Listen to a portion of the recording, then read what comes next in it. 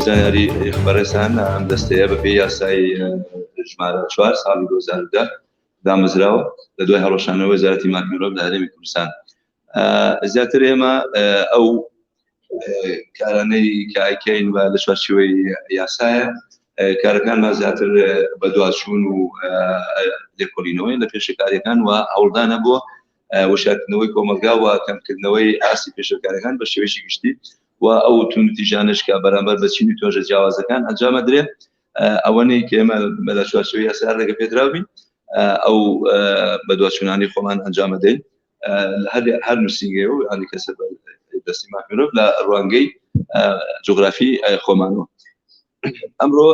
من خۆم خۆشحاڵەزانم کە بەشداری ئەم هەنگاوە ئەم پانێڵەکەم لە خزمەتی ئەوەی بەڕێزە کە زیاتر بابەتەکەی ئێمە زیاتر فۆکسە خاتە سەر ڕۆڵی ڕاگەاندن و سۆشیال میدیا لە کەمکردنەوە و زیادبوونی توندوتیژی دژی ئافرەتان بە شێوەیەکی گشتی. بۆ خۆتان ئەزانن سۆشیال میدیا و تۆڕە کۆمەڵایەتیەکان وەکو با بڵێن میوانێکی ناوەختە بەبێ ئەوەی لە دەرگا بدا بەبێ ئەوەی پرسمان پێ بکە هاتە ناو کۆمەلگا و هاتە ناو خێزانەکانمانەوە کە بەداخەوە ئێمە ینی ئەتوانم بڵێم ئێمە وەکو کۆمەلگایەکی یانی شەرقی کۆمەلگایەکی خۆر هەڵاتی زیاتر بەبێ ئەوەی کە بابەتەکان بە تەواوی هەزم بکەین و بە شێوەیەکی واکە کە بتوانین ئەو ئامرازانە و ئەو بابەتانەی سوشیال میدیا بە هەموو جۆرەکانیەوە بۆ بەرژەوەندی کۆمەلگا وەربگرین سێرەکەین ئێمە بەداخەوە ینی بە دیوە سلبیەکە و بە دیوان نەرێنەکە ئێمە وەرمان گرتووە و ئەم جۆرە کارکردنە لەگەڵ لەسەر دیوە نەرێنیەکەی سوشیال میدیا بەردەوامی هەیە و بەداخەوە ڕۆژ بە ڕۆژیش لە باتی ئەوەی کە مەسەلەن کە ئێمە هەنگاوانێن بەرەو وشاردنەوەی زیاتری کۆمەلگا ینی ئەبوایە ڕۆڵی سوشیال میدیا لە بابەتە نەرێنیەکان و لایەنە سلبیەکانە کەمتر وایە بەڵام بەداخەوە زیاتر بێت. زیاتر ئەگەر وەکو بەڕێزان ئاگادارن ینی بە شێوەیەکی گشتی ڕۆژ بە ڕۆژ سەرەکەی ئاسی توندوتیژەکان زیاترە بن و قەبارەی پێشەکارەکان زیاترە بن بەرامبەر بە مافەکانی مرۆڤ بە شێوەیەکی گشتی. ئێمە لێرە ڕاستە تایبەتە بە مەسەلەن ئەمیانژێریکردن یاخو باسکردنی توندوتیژی بەرامبەر بە ئافرەتان بە شێوەیەکی گشتی و ڕۆڵی ڕاگەاندن و سوشیال میدیا لە کەمکردنەوەی ئازادبوونی ئەم توندوتیژانە، بەڵام بە شێوەیەکی بەردەوام توندوتیژی ئەوەی ئێمە ئاگادارین یعنی بەرەوچی ئەنی بەرامبەر چی و توێژە جیاوازەکانی کۆمەلگا ئەکرێ بەرامبەر بە ڕۆژنامەنووسان بەرامبەر بە کرێکاران بەرامبەر بە کەسانی خەوان پێداسی تایبەت و بەرامبەر بە خوێندکاران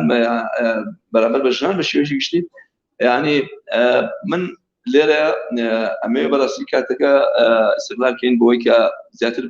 فۆکس بخێنە سەرەوە بابەتی کە بۆ ئێمە دیاری کراوە کە ئەویش ڕۆڵی ڕاگەاندنە. من ئەتوانم بڵێم شێوەیەکی گشتی ڕاگەاندن وەکو دەسەڵاتی چوارەم ئەمڕۆ پانتایشی گەورەی داژیر کردووە لە ئاراستەکردنی کۆمەلگا. کاڵم ئاراستەکردنی کۆمەلگا یعنی دیارە خەڵکانێکی زۆر متابعن و بینەری شاشەکانی یعنی کەناڵەکان ئەبن و گوێبیستی رادیۆکان ئەبن و سەیری سایتەکانی ئینتەرنێتی شەکەن لەبەرەوە ینی خوێنەر و بیستەر و بینەر ینی بەگشتی هەمووی ئەو کەسانن کە پێیان وترێ هاوڵاتیش بەڕاستی بەدەر نییە لەوەی کە ینی خوێندنەوەی بۆ بابەتەکان خوێندنەوەیشی نامەکەی و نالۆجیکی بێ هەندێجار و هەندێجاریش ئەمەش پەیوەندی بە ئاستی وشاریەوە هەیە هەندێجاریش خوێندنەوەیشی لۆجیکی و با بڵێن ئەرێنیانە و ئیجابیانە ئەبێت، بەڵام ئەمانە ژمارەیان کەمترە لەوەی کە ینی خوێندنەوەیان بۆ بابەتەکان و هەڵسەنگاندنیان بۆ ڕووداوەکان و گۆڕانکاریەکان هەڵسەنگاندنێکی نالۆجیکی و نامەنتەقی و نەرێنیە بەداخەوە. لەبەرەوە سێرەکەی ئاسی تووتیژەکان بە بەردەوامی لە زیادبوون بەپێی ئەو ئامار و داتایانەی کە لەبەردەستی ئێمەیەوە و زیاتر و ئامارانشی کە لە بەڕێوەبەتی گشتی تووتیژی دژی ئافرەتان و خێزان کە ڕاگەیەنرێ و تۆمارەکرێ یعنی سێرەکەی ئاستی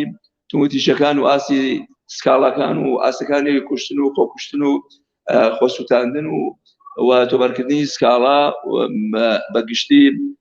زۆرە یعنی لە ئاستێکی مامناوەندیش تێپەڕیوە لەبەرەوە ئەکرێت یعنی ئێمە هەڵوەستەیەکی جدی بکەین لە ئاسی ئەم بابەتەیە کە بڵێن ڕاگەیاندن بەداخەوە ئەمڕۆ یعنی لەوانە بڵێم بە کۆی گشتی ڕاگەیاندنەکان یعنی لە هەندێک ئاراستەکردنی هەندێک بابەت و بەدواشوونیان و یعنی خستنە ڕووی هەندێ ڕوودا و گۆڕانکاریەکان بۆ کۆمەلگا بەگشتی سێرەکەی ڕۆڵەشی نەرێنی ئەبێنن بەداخەوە یعنی بۆ نمونە یعنی سێرەکەی لە کاتی پرسەیەکە مەسەلەن ماکێک ئەخرێتە بەردەمی دایکێکی زەرسوتا و یا باوکێکی زەرسوتا و لە ناو پرسەکە یعنی پرسیاری لێکە و ئەوانە کە ئێشتا یعنی سێرەکەی تازە ئەنی خۆشەویستەکەی بەخاکس پێدراوە ئەمە بەلای ئەمە شتێکی نۆرماڵ نییە و شتێکی باش نییە یاخود یعنی ڕووداوی یعنی کوشتن یاخو یعنی خۆکوشتن یا هەر جۆرە حاڵاتێکی تر هەر جۆرە توندوتیژی کە ینی کە ڕوو ئەدا لە کۆمەلگایە سێرەکەی ڕاگەیاندنەکان دەست بەجێ ئەگەنە سەر ڕووداوەکە و ئەوانە هەرێکە و بە جۆرێک مەسەلەن ڕووماڵی ئەکا و ئەوانە سێرەکەی ئەنجامەکان وەکو یەکنین یعنی ئەگەر تەحلیلە بکەین یا وشکردنەوەی بکەین بۆ بەدواشون و چونە ناو بابەتەکەی لەلایەن ڕاگەیاندنەکانەوە لەلایەن کەناڵەکانەوە سێرەکەی ئەنجامەکان یەکنین یعنی هەندێک جار هەرێکە و بە ئاراسەیەکە بە ئاخارێکە عیبات لەبەرەوە ئەمە یعنی مەزاجی کۆمەلگا تێگەدا ئەمە ئاستی بیرکردنەوە ئاستی وشاری کۆمەلگا تێگەدا بەرامبەر بە ڕووداوەکان و بە کاری میدیایی بە شێوەیەکی گشتی لەبەرەوە پێویستە کەناڵەکانی ڕاگەیاندن و میدیاکان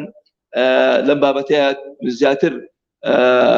یعنی ڕۆبچنە ناو بابەتەکانەوە و زیاتر ورد بن و زیاتر ئاگاشیان لە لایەنی سایکۆلۆژی کۆمەلگا بێت بە شێوەیەکی گشتی و تاگەکانیش بە تایبەتی لەبەرەوە هەستەکەی ڕۆڵی ڕاگەیاندن ینی ڕۆڵەشی ناجۆر و نانۆرماڵە ینی لەم جۆرە بابەتەنەیە ئێمە زیاتر ئەوەندەی کە باسی تووتیژەکان بکەین سێرەکەی لە ڕێگەی سۆشال میدیا و تۆڕە کۆمەڵاتیەکانەوە جۆرێک لە تووندوتیژی نوێ هاتوۆتەناوە ئەویش پێوترێ تووندوتیژی ئەلکترۆنی کە زیاتر ئەم یعنی پاڵەوانی ئەم تووندوتیژە زیاتر پیاوانن یعنی ئێمە ئاگامە لێتی کە بەشێک لە کەیسەکان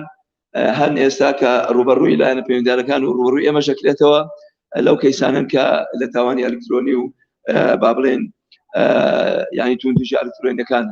کە مەسەلەن هەندێک لە کوڕان و لە پیاوان مەسەلەن ئەکەونە ڕاوکردنی ئەو ئافرەتانەی کە ئەکەونە ژێر کاریگەری هەڵخەڵەتان و ژێر کاریگەری ینی قسەکانی ئەوە ینی ئەوانەوە لە ڕێگەی با بڵێن تیکتۆک و با بڵێن فەیسبوک و مەسنجەر و هەم ینی ئینستاگرام ینی زۆربەی ئەو سۆشال میدیانەی کە ئەمڕۆ هەیە بە هەموو ناوەکانیانەوە کە بۆ وەسیلەیەک بۆ ڕێگایەک بۆ دەستبردن بۆ بەکارهێنانی زۆرێک لە تووندوتیژی و زۆرێک لە ناچارکردنی ئافرەتان و کشان بە ڕێگەی مەسەلەن بۆ نمونە ئەگەر وێ نەبێ ئەگەر گرتە ڤیدیۆیەک بێ هەر جۆرە بابەتیشی کە بێ کە ناچارێکە وردەوردە لەگەڵ وەزعەکەی بڕوات و ئەوانە لە ئەنجامە شتی خراپ بڕوەدا ئەوەی کە ئێمە ئاگادار بین ئەمڕۆ سێرەکەی ئەم جۆرە لە تەنەمور و لە خۆزاڵکردن بەسەر ڕێگەزی بەرامبەرە زۆر بووە ئەوەی کە پێوترێ تاوانی ئەلکترۆنی یا تووندوتیژی ئەلکترۆنی وەکو باس کرد دیسانەوە ڕاگەاندن ئەم جۆرە کەیسانەش دیسانەوە بە زۆرێش کە ئەوروژێنێت و بە زۆرش کە بەگوێی کۆمەلگایە ئەدا کە با بڵێن ینی توندیژەکان زیادیان کردووە و ئەوانە لێرەدا حەزەکەم باسی ئەو بکەم کە ئەچەر من بۆرە تۆزی تەندروستیم تەواو نییە داوا لێبوور نەکەم کاریگەری لە ژەکانی دەنگم کردووە بۆیە ئەگەر ینی دەنگم نەگاتە مەسەن هەندێک بەڕێز لە پشتەوە داوا لێبوور نەکەم لە بڕۆی کە دەنگم هەرەوە دەرەچێت من بەڕاستی لەم چەند ڕۆژەیە یعنی کە ئەمڕۆ هەڵبەتی نیشتیمانی بەرگاربوونەوەی توندوتیژی دژی ئافرەتان و دژیژنان بە شێوەیەکی گشتی ینی دەستخۆشی لەو لایەنانە ئەکەم کە بە ڕێگەی سیمینار و کۆڕ و ئیڤنت و هەندێک پانێڵ و هەندێک بابەتی تر کە وشیاری زیاتر بگەێن کۆمەلگا کە کۆمەلگا لە ئاست ئەم زۆرە لە توندوتیژی زیاتر وشار بێت و ئاگای لە خۆی بێت و ینی کارێ بکات کە خۆی دادا لە ئەم جۆرە تاوانانە کە ئەمڕۆ ئێمە ئەبینین لە دادگاکان ینی کۆمەڵە کەیسی زۆر ڕوبەڕووی دادگا کراوەتەوە و ژمارەشی زۆر لە خێزانەکان لە بەدێک هەڵۆشاون ینی ئەسکاڵا و داوا زۆرە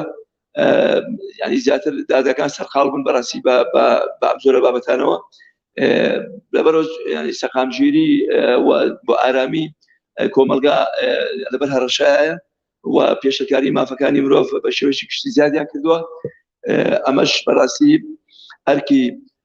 دەسەڵات و دامودەزیا پەیوەندیدارەکانەوە هێز ئەمنیەکانە کە کۆنترۆلی هەندێک لە پێشەکاری و کۆنترۆلی هەندێک لە زیادەڕێی و لە توندوتیژی بەرامبەر بەچی تۆژەکان بکەن ئێمە ئومێدەوارین کە بتوانین لە کاروبارەکانی خۆمانە یعنی جۆرێک لە پێشکەوتن و لە گەشتکردن بەدی بێنین و دەستخۆشی لە ڕێکخراوی یاسا و ژیان بۆ وشاری یاساییەکەم بۆ ڕێخستنی ئەم چالاکیە و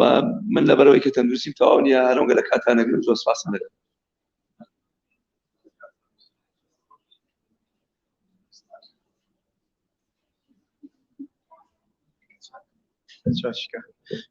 سپاس بۆ بەڕێوەبەری نووسنگی مافی مرۆڤ لە سلێمانی. بەڕێزان بابەتی دووەممان لەلایەن بەڕێز خاتوونی بەڕێزمان نەقیب نوێنەری بەرەبەرایەتی بەرەنگاربوونەوەی توندوتیژی دیژن پێشکەشەکرێت با بفەرمێ بۆ پێشکەشکردنی بۆ تارەکەی. بەناوی خوای گەورە و میهرەبان. لە ڕۆژی جیهانی بەرەنگاربوونی توندوتیژی دژی ئافرەتان وەک بەڕێوەبەرایەتی بەرەنگاربوونەوەی توندوتیژی دژی ئافرەتان و خێزان لە ساڵانی ڕابردوو لە ئێستا و لە داهاتووشدا کارمان کردووە بۆ کەمکردنەوەی توندوتیژی بەگشتی و توندوتیژی دژی ئافرەتان و خێزان بە تایبەتی. بە ئەرکی خۆمان زانیوە وەک دەستگایەکی جێبەجێکردن هاوشان لەگەڵ جێبەجێکردنی یاسا ئەرکی هوشیاری ئاشتەوایی لە نێوان تاکانی خێزان بڵاو بکەینەوە لە سۆنگەی ئەوەی کە تەواوی زیندومانەوەی سروش لەسەر بنەمای یەکگرتنی دوو ڕەگەزی جیاواز هەنگاو دەنێت. بۆیە بە ئەرکی خۆمان زانیوە داکۆکیکاری مافەکانی سەر جەمتاکەکانی خێزان بین بێ جیاوازی. بەڕێوەبەرایەتیمان لە ڕێگەی نووسینگەکانی و هێڵی گەرمی 190 بەڕێوەبەرایەتیمان و لیژنەی ئاشتەوایی و سنتەی ڕایشکاری خێزانی و هەروەهاتی مۆبایلەکانیەوە بەردەوام هەڵمەتی هوشیاری جێبەجێکردنی خراپەکارهێنانی ئامێرەکانی پەیوەندیکردن نزیکەی 14 ساڵە لە ڕووی سزایی و یاساییەوە بەداداچوونی بۆ دەکات. هەوڵمان داوە پارسەنگی و لاسەنگی لە ئەرک و مافدانە هێڵین و جیاوازیەکان لەسەر بنەمای جۆری کۆمەڵایەتی کاڵبکەینەوە.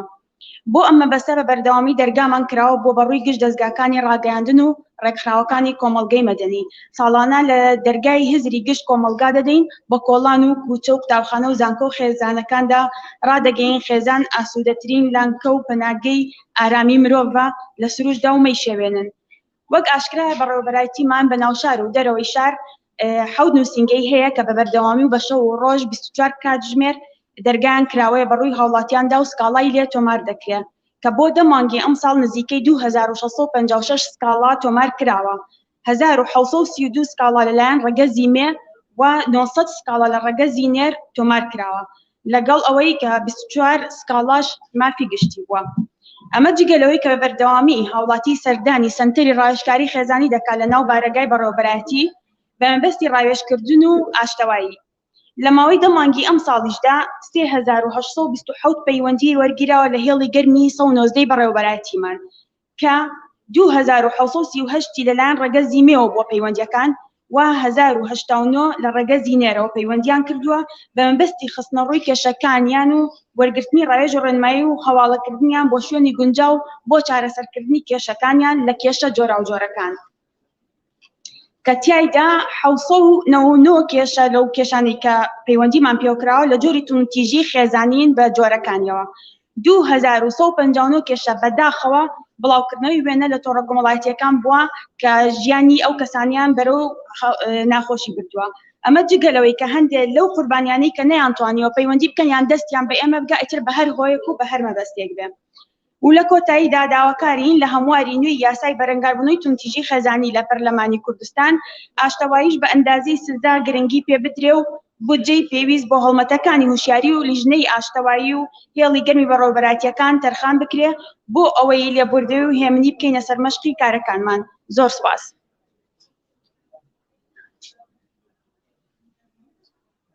سپاس بۆ نەقیب ڕاست فریات. بەڕێزان مامۆستا شێخ عەبدولوهاب سەنگاوی ئەندامی کەسایەتی ئاینی و ئەندامی ئەنجومەنی سەرکردایەتی یەکێتی زانایانی ئاینی ڕۆڵی ئاینی ئیسلامان بۆ شیەکاتەوە لە کەمکردنەوەی توندوتیژی ژنان با بەڕێزیان فەرموون.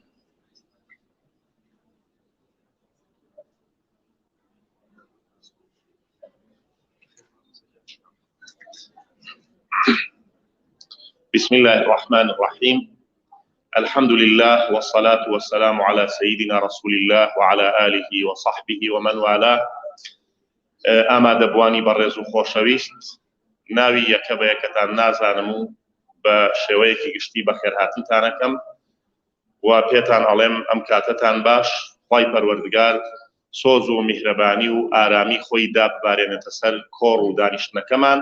و بتوانین لەم دانیشتنەدا یاخود سوود ببینین و ئیستیفادە بکەین یاخود بتوانین سوود بگەیەنین بە بەڕێزانی ئامادەبوو و بەو کەسانش کە لە دوای ئێستا گوێیان لە قسەکانمان ئەبێت و گوێبیستمان ئەبن، چونکە بەڕاستی هەموو کۆمەڵگەیەک پێویستی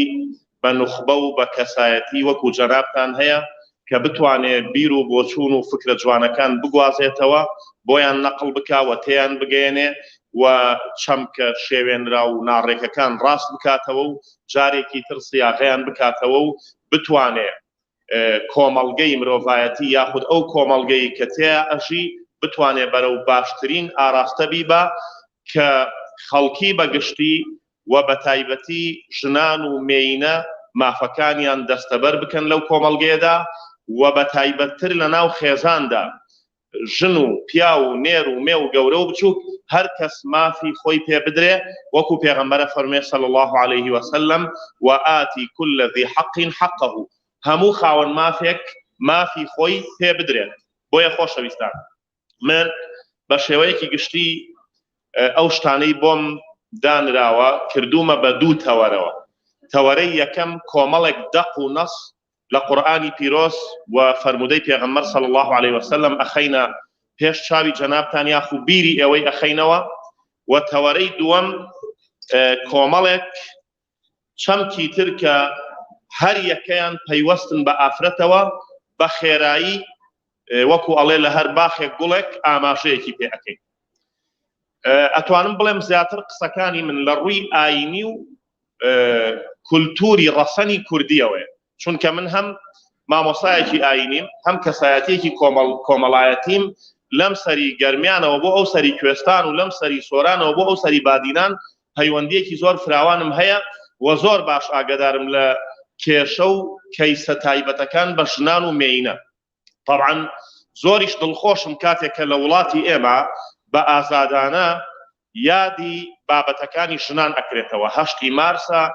ڕوبەڕووبوونەوەی توندوتیژی دژی ژنانە و ئەو هەموو موئەسسەسە جوان و ڕێکوپێکەی کە کەسانی وەکو کاک شۆڕش و کاک هێمن و